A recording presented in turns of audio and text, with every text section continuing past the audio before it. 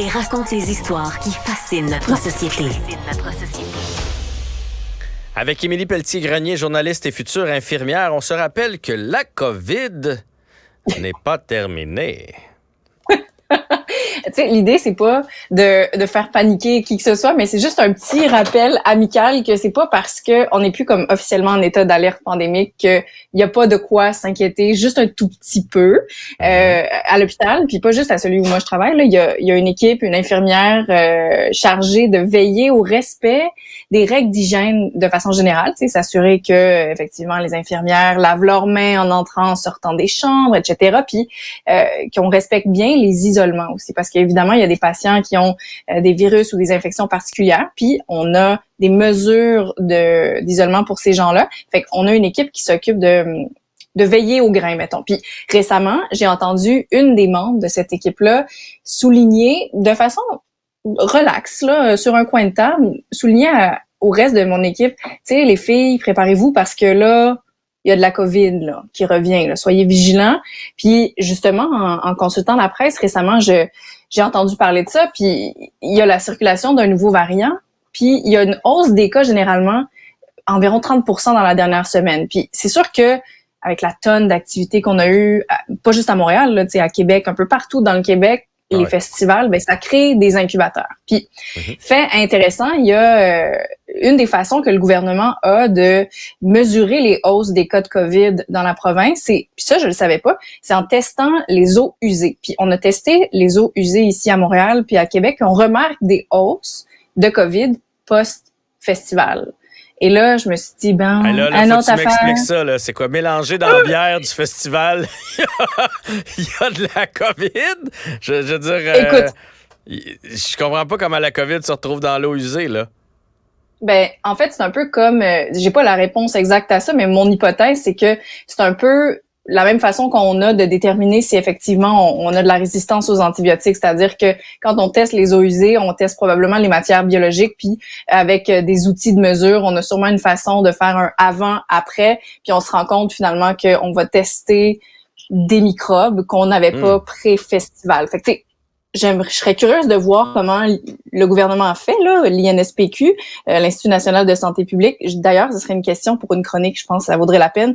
Mais bref, les eaux usées, ça demeure un outil qu'on a. Puis Parfait. là, je me dis, comment on va faire dans les mois puis les années qui viennent pour, je sais pas, gérer la présence de ce virus-là, la compréhension collective, puis c'est sûrement la tienne, puis c'est la mienne aussi, c'est que ça va devenir comme un rhume ou la grippe, puis c'est probablement vrai, la COVID va devenir une de ces infections qu'on surveille, tu sais, au cours de l'année, mais qui ne nous inquiète pas plus qu'il faut. Mais je pense que il reste encore une charge émotive associée à la COVID. Le sens-tu comme ça, toi, que quand on parle de COVID, c'est pas comme parler de n'importe quel virus respiratoire? Oui, juste le mot COVID nous rappelle comme de mauvais souvenirs, même si moi je trouve j'ai l'impression que ça fait 10 ans la COVID. Je trouve que les gens sont passés de un à l'autre très rapidement. Mais aussitôt qu'on reparle de COVID, tu vois un article dans le journal, oups, ça attire ton œil. Tu vois une statistique passer sur la COVID, on est quand même un peu sur le pied d'alerte. Fait que je comprends ce que tu veux dire, même si ça fait pas monter en moi là de sentiments d'anxiété que je vais pogner le rhume de ma vie là, tu sais. Ben non, c'est ça. Puis ça fait quand même presque 2 mois que le nouveau variant, tu sais, qui est un sous-variant de Micron, le Eris, circule, mais c'est un variant qui est pas tellement virulent. Il est juste vraiment, vraiment, vraiment contagieux. Puis pour muter, un virus a besoin de différents réservoirs. Donc, plus il est contracté par plein de personnes différentes, plus il a des chances de muter.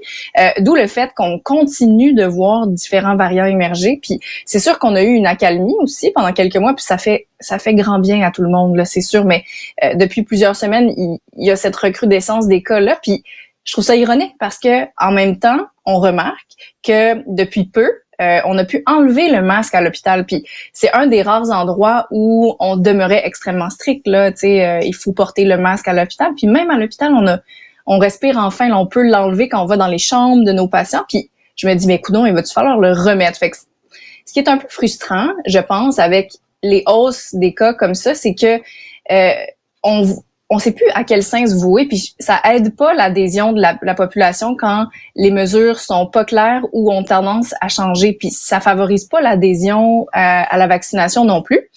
C'est d'autant plus frustrant, je pense, pour la population que un variant comme Eris est moins sensible au vaccin. Ça s'appelle de l'échappement immunitaire.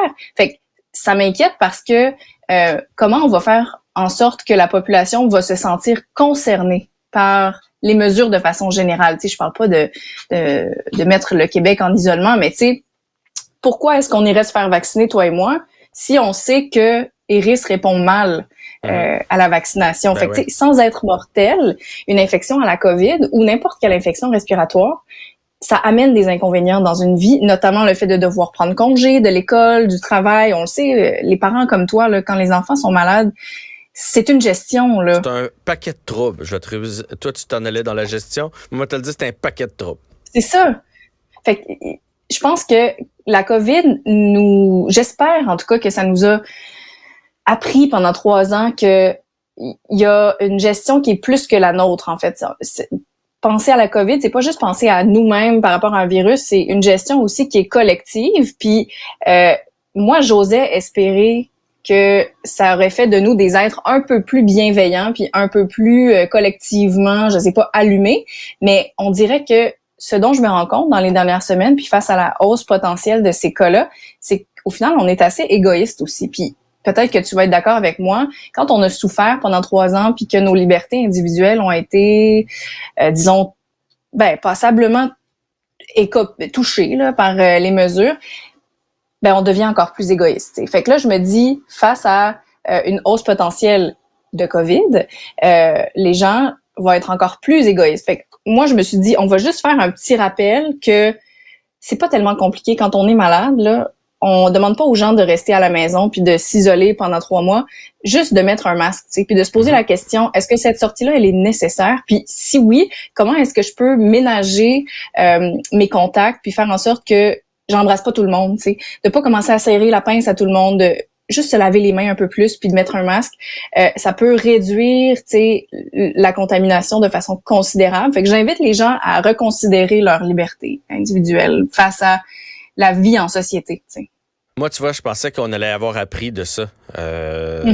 Mais déjà, le lavage de mains a pris le bord, puis tu sais, le lavage de mains, là, tu vas dans une toilette publique, dans un centre commercial, tu fais comment ça, tu te laves pas les mains? Je veux dire, au-delà des microbes, tu viens d'aller aux toilettes. Le lavage de mains devrait être, tu sais, puis surtout si tu penses, côté hygiène, mais si tu penses être malade, même chose avec les parties de famille, les réunions d'amis, aller au travail, il me semble, je pensais que ça allait devenir la norme. Hey, je sais quoi, j'ai des symptômes, je me pointe pas. Il y a la gastro à la maison, j'irai pas au travail parce que peut-être que je vais aller contaminer tout le monde. Je pensais que ça allait devenir la norme, puis je me rends compte qu'on a oublié tout ça bien vite. Le masque, la même chose. Puis profitons-en. On a le télétravail maintenant qui est quand même bien installé. Fait que c'est un outil qu'on a pour ceux qui peuvent se le permettre de travailler de la maison. Puis en tout cas, une espèce d'anecdote qui est à part, mais en même temps qui représente bien ça. Moi, je suis étudiante en soins infirmiers, puis à l'école, je suis toujours surprise de voir que mes collègues, qui sont quand même des futurs infirmiers, infirmières,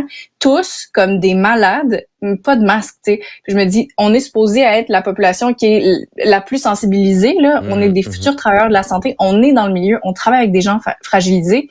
On sait que l'école, c'est un incubateur, là. La rentrée s'en vient, là. Tu sais, c'est sûr qu'il va y avoir des hausses des cas. Mettez donc un masque, la gang. Je suis d'accord avec toi. Je sais pas quoi ajouter. En espérant que le message... T'es fâché? Ben, sais-tu quoi? J'ai déjà vu plus fâché. Fait que c'est pas si pire que ça. Émilie, merci. On se retrouve pour la prochaine chronique. Oui, merci Jean-François. À bientôt. Bye bye.